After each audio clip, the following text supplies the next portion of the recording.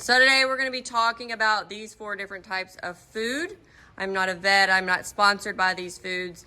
These are just the 4 different ones that we've decided to talk about and the recommended feeding amounts for each food. Comparing all 4 of these foods, we will be using a highly active 80-pound dog. So our first food is Victor. This is recommended for highly active dogs, and the recommended feeding amount in 24 hours time is 32 ounces or 4 cups. The next food is Strive. It's also recommended for highly active dogs, and in a 24-hour period, they recommend feeding 3 3/4 cups of their food. Our next food is Inishuk, if I'm saying that right.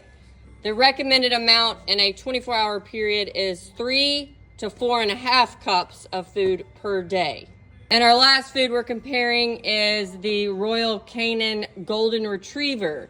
It is recommended that you feed over a 24-hour period 6 1/8 cups of their food, or if you don't want to do that, you can do 5 cups plus 1 of their canned foods in one 24-hour period.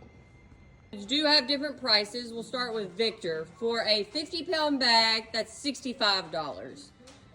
Your Strive for a 40-pound bag is $58. The Inishuk for 33 pounds is $78.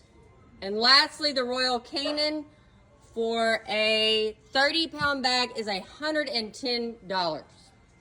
So these are just guidelines when suggesting the amount of food you should feed your dog. If you always look at the back of the food, they should suggest that these are just recommendations for moderate to highly active levels, and that you should always continue to maintain those and change those up.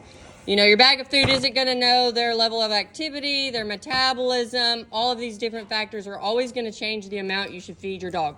The food that I personally feed my dogs are the High Pro Plus. They did have a recall, yes, but they are starting to come back out on shelves. I've also fed the Strive for Health, which you can get at Tractor Supply, which I highly recommend.